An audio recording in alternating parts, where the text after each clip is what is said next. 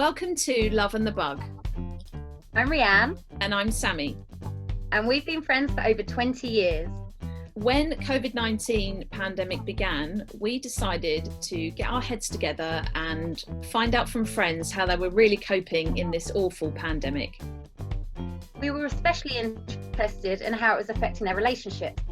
So we thought we'd get a few of them together and interview them. They're all of similar age, but all with very different stories and experiences. We hope you enjoy it. In this episode, we talk to Laura, a vivacious, career-driven lesbian living in Sydney. We chat about everything from fertility to family and from Trump to what it's like dating in lockdown. Enjoy. So, shall we start off by just asking you your name, age, location and occupation? Yeah, that's absolutely fine. My name is Laura McShane. I'm currently residing in Bondi Beach, Sydney, Australia. I'm 37 years old, about to be 38 on Wednesday. And I've just recently secured a position as a sales executive. Nice. Of course you have, Laura. Of course you have. Right, now Laura, so for those that don't know you, unfortunately don't know you, tell us about how you've ended up in Australia. What's the history? How long have you been there? What's going on? I was living in Leeds in between 2004 to 2008 as a student, and then as a professional drinker. And then I just had a light bulb moment one time and thought I needed to go traveling. So as we all do at some stage, don't we? In our 20s or mid-20s. And I booked a flight which had a stop in Sydney. But I was in Thailand for a bit and I was teaching English out there. I landed in Sydney in January 2009. I was working as a charity fundraiser on the street to keep me going, which was, basically trying to get people to sign up to give charity donations, which was a tough gig. I then was going to have to go home because my second year visa was running out. But one of my friends said to me, "Why don't you try recruitment?" And I said, "What's recruitment?"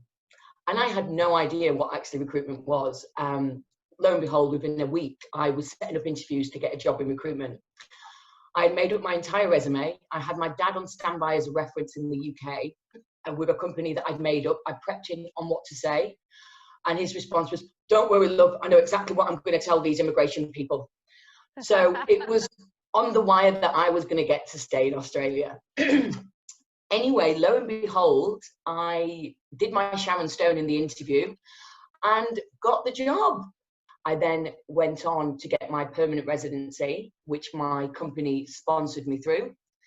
And then I was in Australia for 4 years and then came back to the UK for a year. And then I've just recently returned to Australia after applying for my citizenship.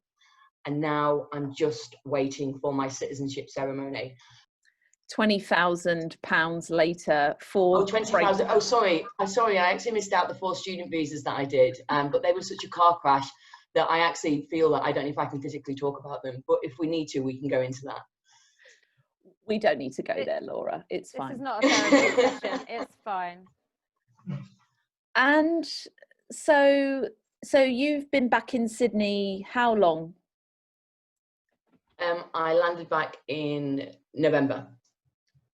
So you landed back in November, and then slowly and surely the whole world starts to hear more of this virus, and it's in China. Oh, actually people have left China, it's now in Italy. Oh, maybe we need to worry about it. Oh, actually crap. So you would have got back to Sydney and gone, "Oh great, I'm back." Had all those emotions about being back and leaving your family and everything, because it is hard. And then the lockdown comes around. So what happened there? Did it all just suddenly you were like, "Oh my God, I can't do anything"? Yeah, I remember when we were hearing about it in January, and my mum, Jackie, who is a little bit neurotic, was like, oh my God, I'm not going to be able to come out, because she was meant to come out in April to see me, because I hadn't seen her since obviously I left in the September. And I was like, oh, Mum, and because she can be a little bit, you know, and I was like, Mum, don't be daft. It's nothing. Like, literally, I remember having that conversation with her, and I completely dismissed her about 4 or 5 times with this coronavirus. She started to really get serious with it, like early February, where everyone else was still like, yeah. But no, Geordie Jackie was all over this. And and then it did start to get serious. And then I started to do more research, because I'm not because I know we've all got friends that are on that spectrum where it had to take people to die for them to be bothered by it. I'm not there. I'm more at the beginning stage of a person that worries, as in I'll do my research in all the countries, don't listen to Trump, and then I'll come up with, you know, my opinion on it, which was probably end of February, where I thought the shit was hitting the fan. And then obviously what was happening in Spain, because my brother lives in Spain, and they were really hit, and they went down into lockdown sooner. So that's when it really started to, you know, come home to me. I had someone actually who I knew and I was close to telling me what was going on within their country that was really hit, and I was like, yeah, this is serious. And then when they said they were going to shut the borders here, I realised that I wouldn't be able to get home if anything happened, or this was it then, and we're here now. And yeah, it's tough. It's been tough, especially being over here, and you know, my family are all, you know, mum and dad are all over 60, and yeah. So what's your living arrangements at the moment? Who are you living with? Are you single? I am single, yes. I was seeing someone for a little bit when I was living in Brighton. She was called Rosemary, but that ended. We're still friends. And now I decided when I came back that I wasn't going to explore that area of my life for a bit, because I want to get back on my feet. Okay. Looking for a job and a place to stay. I can be quite disciplined with that, because I know as soon as you meet someone, common sense eludes everybody. So I put things in place to stop myself from self-sabotaging. So I literally came off all the apps, any of the Tinder, anything, and just did not even entertain that area of my life. What a big mistake. Oh my God. Right now, I wish I just, because now you can't. So I'm being sensible, and now I'm crawling the walls. When I could have been having fun back in November, December, January, but now I'm, you know, under lock and key. But do you think that almost lockdown has helped you with that in a way? Because, you know, it has just given you that space. It's given you that really long period of time where you just have to be out of the game a little bit. Well, no, because I'm not one of those serial daters or that needs to be in a relationship. When I came back from Sydney originally in Brighton, when I was going to live in Brighton, I had like 9 months. I didn't entertain that area of my life as well, and that was, you know, that was a choice. Now I've got a job, I've got money coming in, I've got somewhere to live. I'm in a position now where I want to explore that. Oh. So I don't, you know, some people, this could be a good phase for them because they're forced to have to explore themselves. I'm actually feel like I'm in a great position now to actually explore that area of my life, and it's taken away from me. Oh no, that's heartbreaking. But Laura, let's look at the positives, because we know sometimes that gay women can rush into relationships a lot faster than, let's say, heterosexual couples, and that is a sweeping generalization, but from the friends that I have, I think I can safely say, what if you'd have met someone, and it's happened to a couple of friends that I know here, they've met people and they've moved in with them through the lockdown and they barely know them. Imagine if you'd have met someone and you've been like, oh my God, she's amazing, she's amazing. 2 weeks down the line, you're isolating the pair of you and you're like, she's a psychopath and I'm stuck with her and we've got a dog. Yeah, but you stay with them anyway, because, you know, half the time the rest of what's out there is shit. This is true. No, I'm kidding. I've been on the game a while. Like, if you've got someone that likes you, just stick with them. Honestly, just stick with them. If they're prepared to put with your crap, then, you know, dig deep. No, you know, I'm joking. No, I have heard about this as well, and it is something that is a worry, because, you know, once you're under lock and key with somebody, and if you've got nowhere else to go, because now no one wants randoms coming to stay with him. Even friends now we don't want to go around each other's houses. You know, that support system for where you need to get out of a relationship is kind of not there anymore. So you're stuck with this, with whoever this is that you slept with once, and you're living with. It is a concern, and it's not something that I would do now in my mid-30s. In my 20s, I would have done that probably, just because, I don't know, as a different attitude towards that sort of thing. I wasn't experienced to know, or to be disciplined enough to know that I needed to know someone more. It was all just, oh my God, they're amazing, let's just move in. Whereas now I'm a lot more cautious, but I'm sure it's still happening with women my age, with lesbian women my age. So I feel for them if they've done that. Oh God, yeah. God. So what does your day-to-day life look like on lockdown at the moment? What are you doing? Are there positives from it, or are you like climbing the walls? I think Australia's in a different situation to the UK in the sense of, well, if we look at the number of cases, if we look at how we've attacked this pandemic, where our government, even though it's Liberal, which is essentially Conservative, and I'd say I was bordering more Labour. I wouldn't say I was staunch Labour, and I wouldn't say I was absolutely against Conservatives either. Like, there's elements of both which I can, relate to and understand.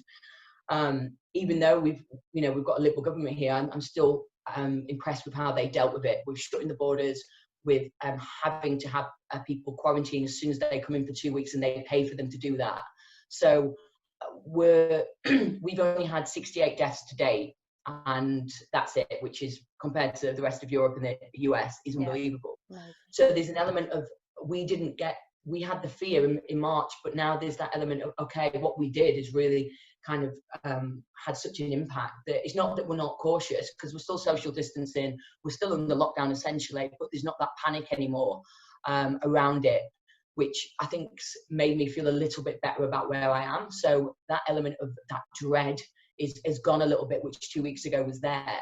So these past couple of weeks I have felt better, and ultimately I'd get up every morning, I go for my cycle, and I keep this regimented because I love routine and I thrive on it. So I go for my cycle on my own, and then I've got like a little garden bit that looks over the sea just behind my house here, where I do my little weight circuits. So I've got like a little weight set up. So I have that every morning, and I keep that routine, which even if I wasn't in lockdown would still be essentially the same thing for me.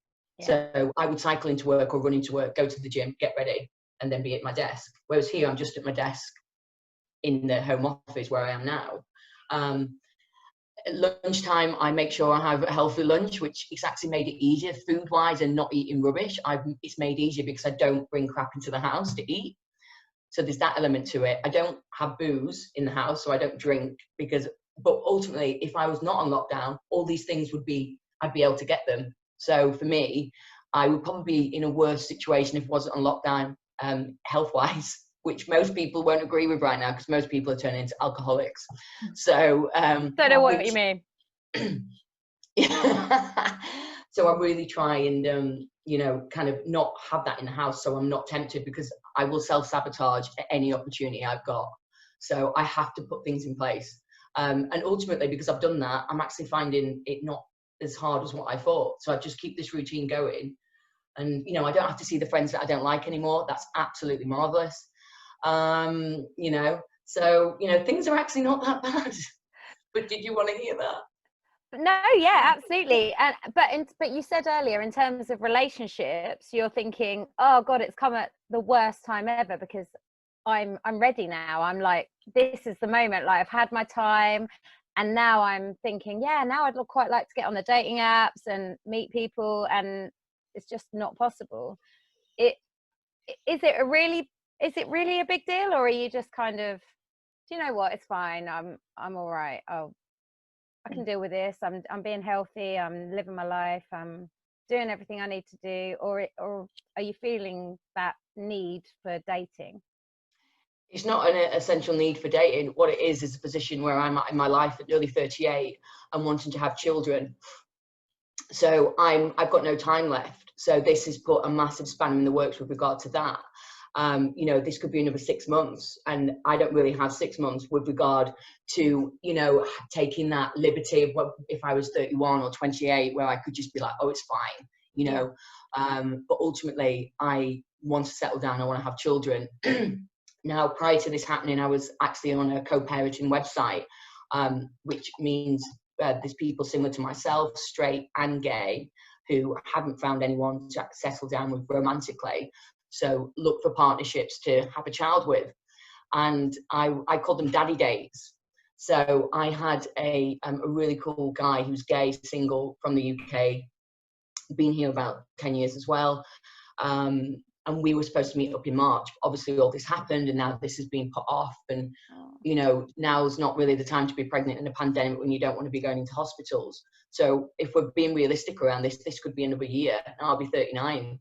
And so if there's one thing, it's not that I'm craving affection or sex. I mean, don't get me wrong, that would be wonderful. For me, it's more of a, shit, I'm at this age now where if I'm doing this, I'm doing it now. And I was getting myself in a really good position job-wise.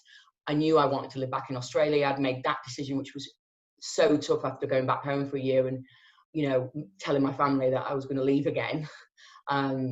So for me, that's the issue. It's not really about needing sex or that romance. It's more trying to find that partner to have a child with, whether it be a daddy date or whether it be a lesbian that I was, you know, potentially going to do it with in a different way. So that's the challenge for me. Okay, that's really interesting, because I'm sure loads of women of our age are thinking exactly the same thing. It's like, it's all very well, we're in lockdown, but I don't really have this time to just mess around, and, you know, I need to get on, like, I've got shit to do.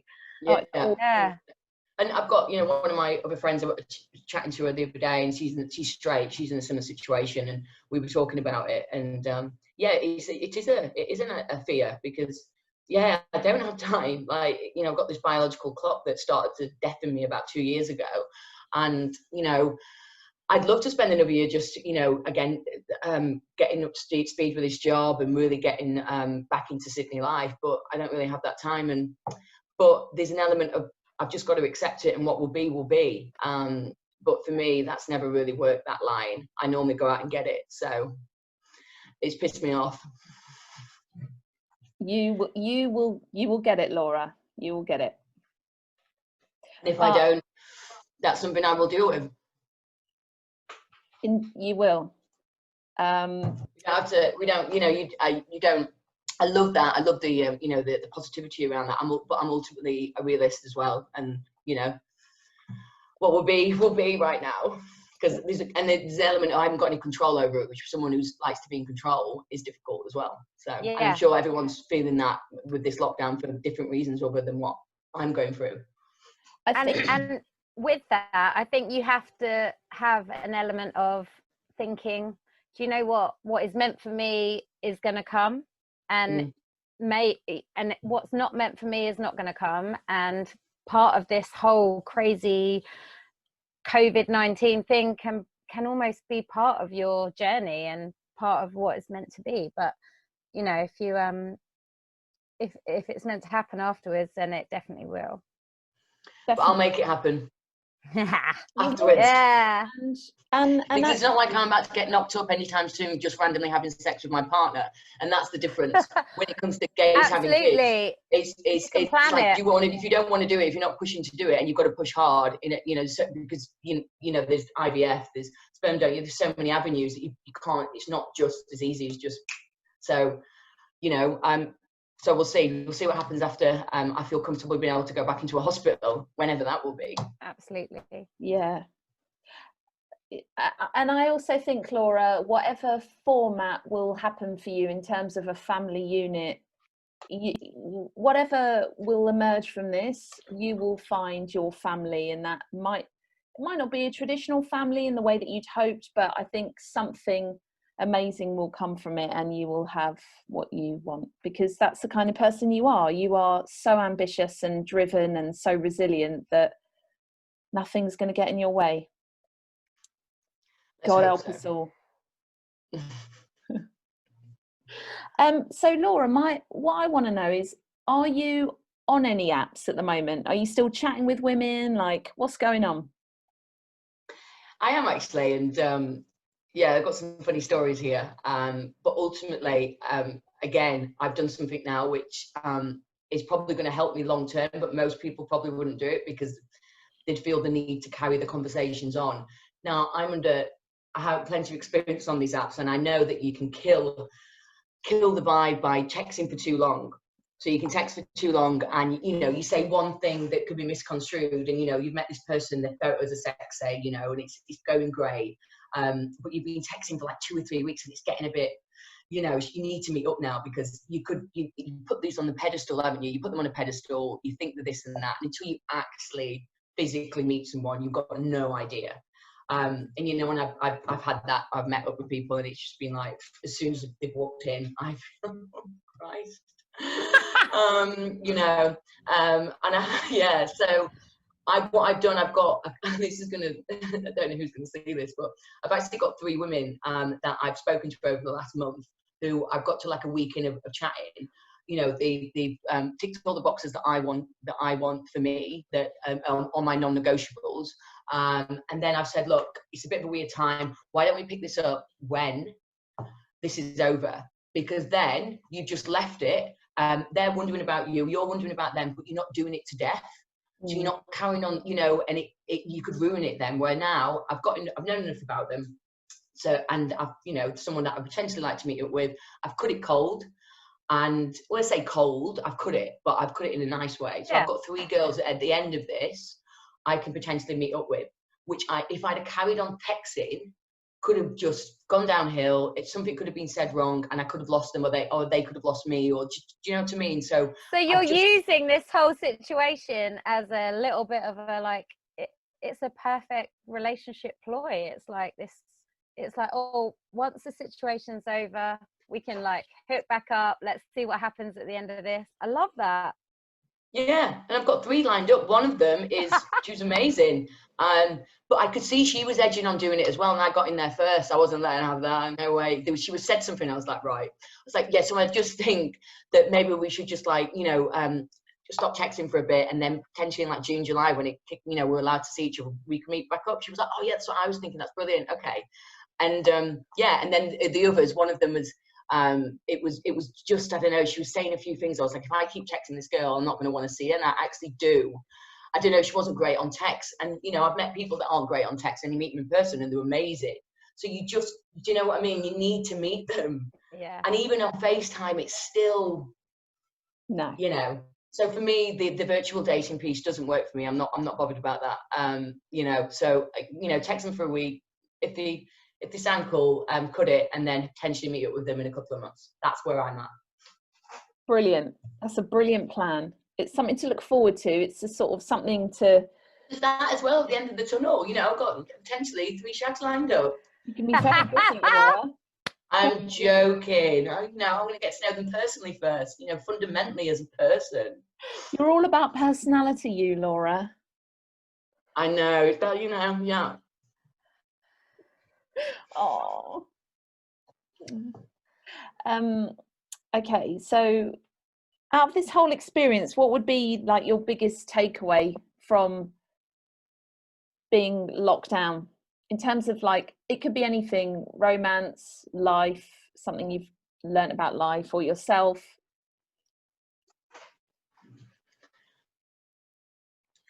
My biggest takeaway from being on lockdown,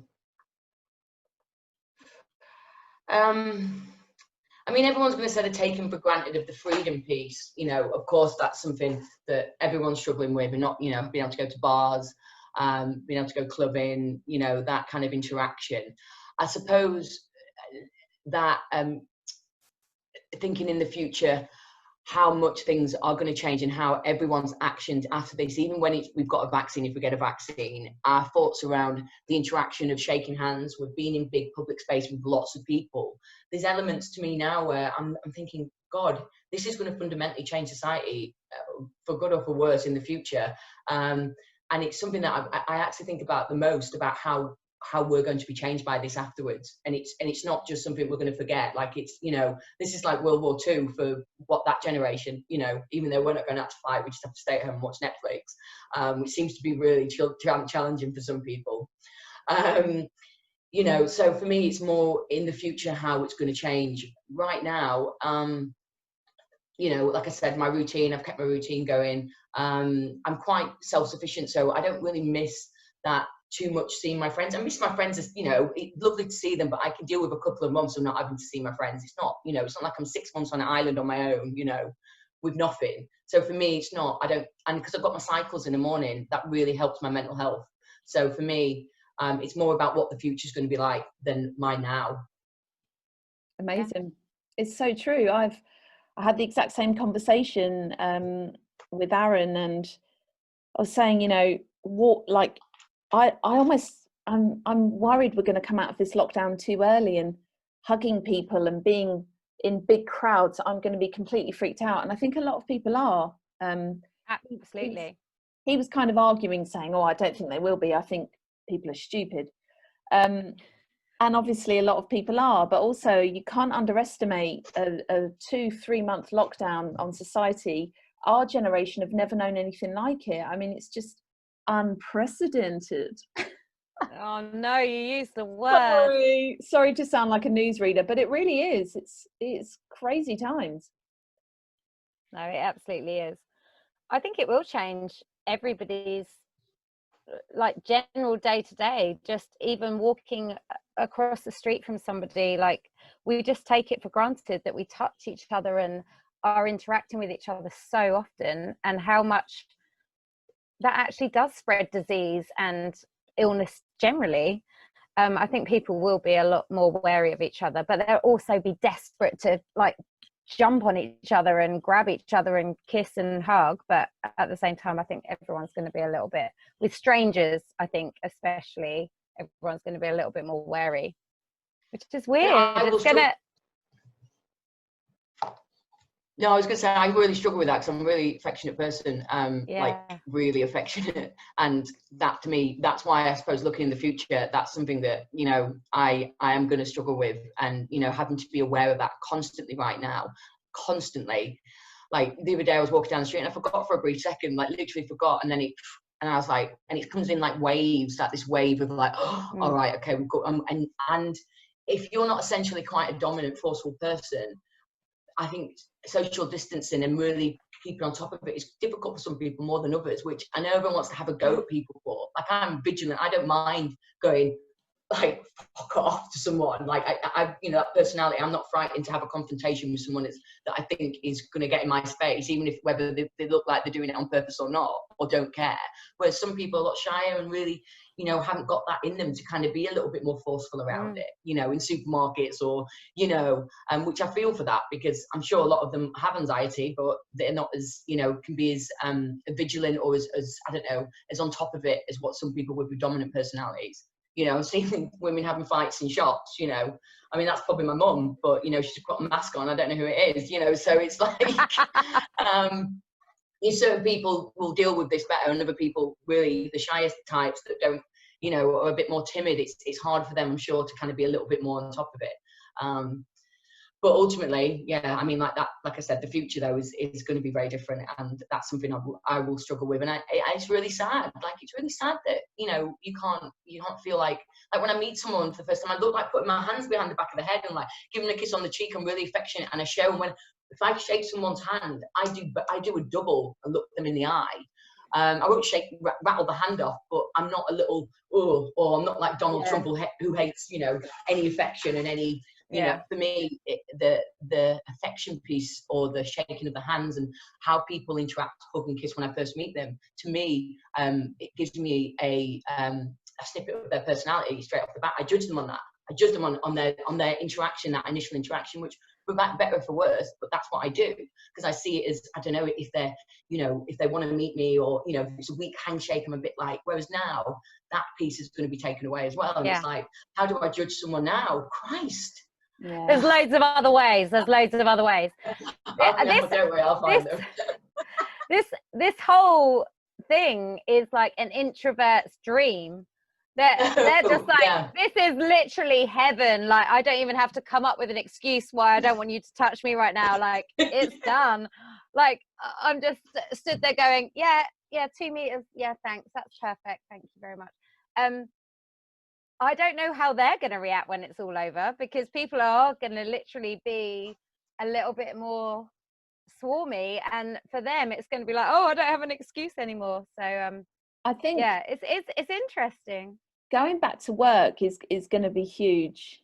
So I started a new job, and on the 4th day I was then told to work from home of my new job. So off I went with my Dell laptop in a taxi, yeah, it's been so interesting, and I think to go to re-emerge yourself back into an office and see people every day, and God forbid wash your hair, yeah, terrifying, putting makeup but on, people that you don't really know as well, and you're trying to, in a normal circumstance, you'd be just getting to know and gradually, day by day, like making connections.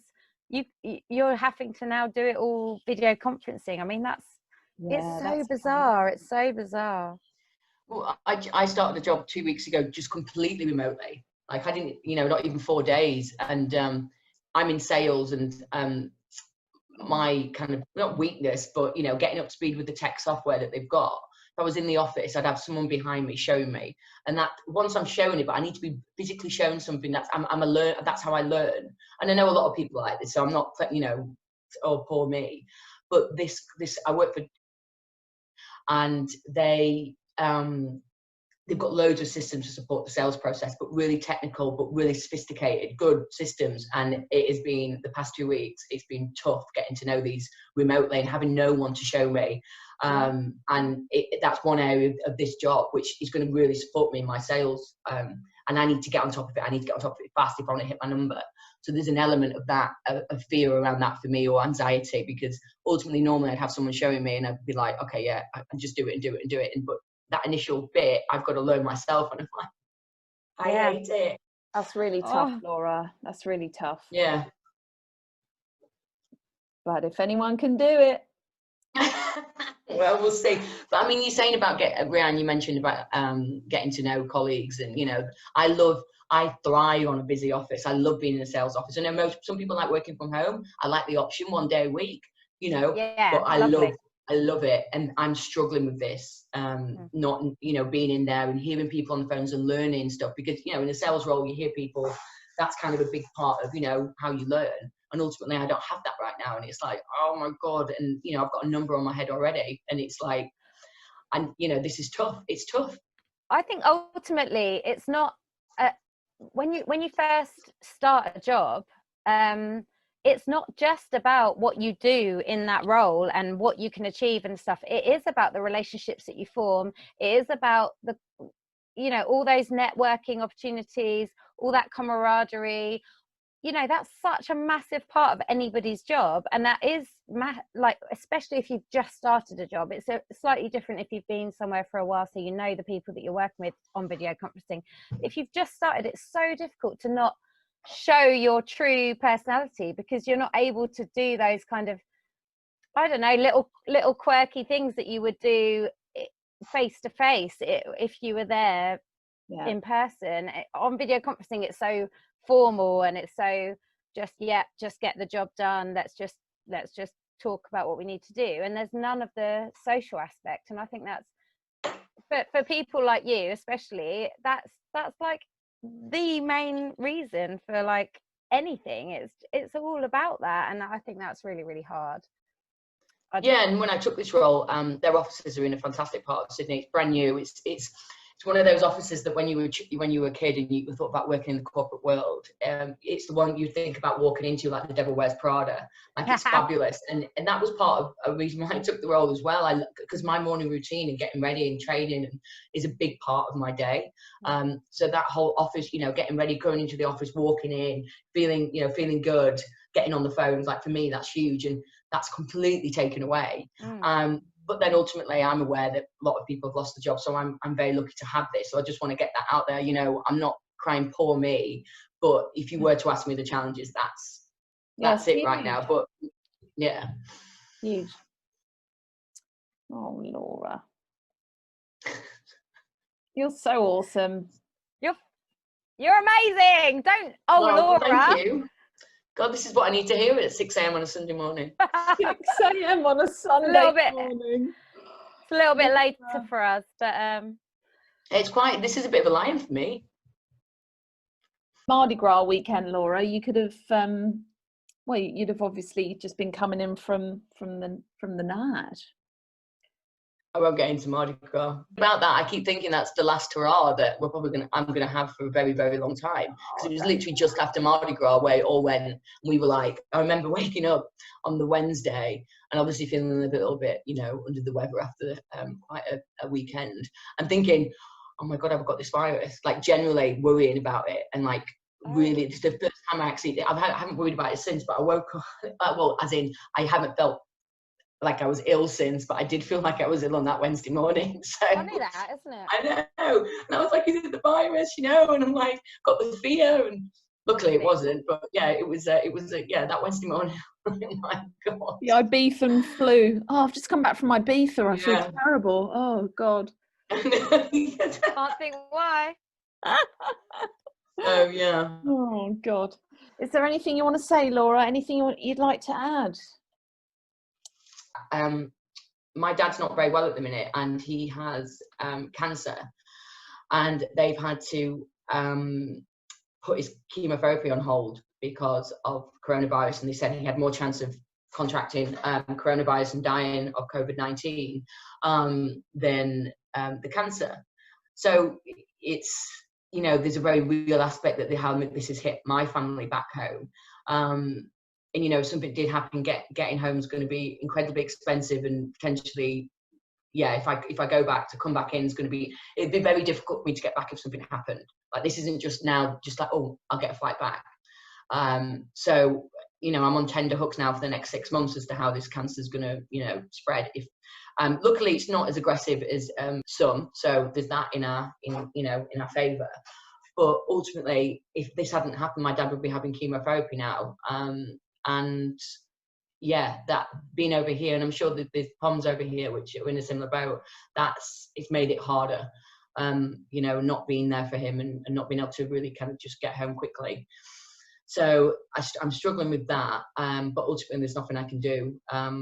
So we just have to see how it plays out. So, it's not just about getting the coronavirus, it's the knock-on effect of this for people that need, essential care, elective surgeries, and that's not happening as well. So we'll see how that plays out, which is a bit of a somber note, but ultimately generally I'm okay. The job's keeping me busy. If I keep my routine going, try not to drink too much, then I think I've got the tools to kind of dig deep here and just hopefully see a light at the end of the tunnel. I think you're doing amazing. I love you. I'm in a similar boat. I've got family members who should be in hospital and aren't. They're being cared for at home, and they're on their last legs, and it is heartbreaking because you think it could be different. But ultimately, I think we're all going to get through this, and we just all need to stand together and be there for each other, I think. I love you. I'm so sorry to hear that, Rianne. I love you too. That's horrible. It's awful. It's the worst feeling. It's just, not, if this hadn't happened. And then you start looking at, okay, so did the government do enough? Where, is China in bed with the WHO? If you want to take a step back and we start analysing things to the dire death. I mean, I don't know. I actually had to come off Trump's Facebook page because I got a badge saying that I was a #1 Trump supporter. Wasn't because I was a #1 Trump supporter. It's because I was having debates with his fans online and really getting into many debates with these hicks in the deep south, these Republican Christians, and which was doing me no favour. So I've had to come off because I'd wake up in the middle of the night and start arguing with Trump fans, which isn't where I wanted to be. Life's too short. I've got lots of questions around this. I've got, this is ruining people's businesses, ruining people. People are dying. It's, did we do enough? Did the Conservative government in the UK do enough? Has even even though we're in a good position in Australia, could we have done something sooner? You know, these questions, we're going to ask this for years, and like things are going to be, you know, investigations have got to be had, and we've got to, you know, ask these questions. And ultimately, I'm not getting real, you know, that many answers around it. So that's frustrating. Yeah. I personally think there's going to be humongous repercussions after this.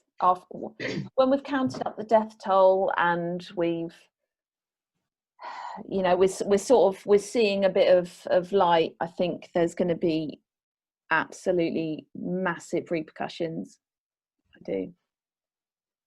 What are the best things about you in a relationship? The best things about me in a relationship, I'd like to say I'm attentive, thoughtful. I've become a lot less reactionary through experience with my partners.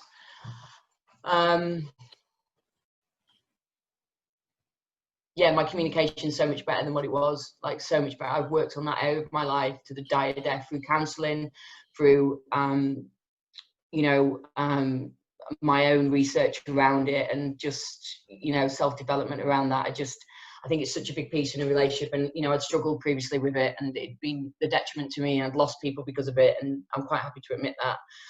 And I think I'm really fun. I can have a laugh, and I'm great in bed. Yeah, communication, attentive, and fun. Yeah, I'd like to think, you know, I could laugh, you know, like, and that's the, you know, for me, that's fundamental. Like, you know, if you can't have a laugh with them and, you know, be myself, you know, my personality is pretty out there, and, you know, I've learned to rein it in over the years, but fundamentally, I'll always be that person. So yeah, I need to be with someone that kind of, you know, I bond with on that level. All right, Laura. Well, thank you so much for joining us and being our first guest on our little podcast series. It's been amazing talking to you, Laura. Well, thank you for inviting me to talk to you two legends. I really appreciate it, and I think it's wonderful what you're doing and kind of exploring these issues, you know, in such a turbulent climate as to what, you know, where we're at. You know, and I know there's many female poms are in the same situation as me, so, you know, hopefully you can listen to this and kind of, you know, relate to it. Yeah, I hope so too. I think that's definitely true. Thank you so much. We love you. Thank you too. Thank you. You too. Thank you, Rhiannon and Sammy. Thanks so much for listening to our podcast. Check out the next episode for another one of our amazing mate stories. See you next time.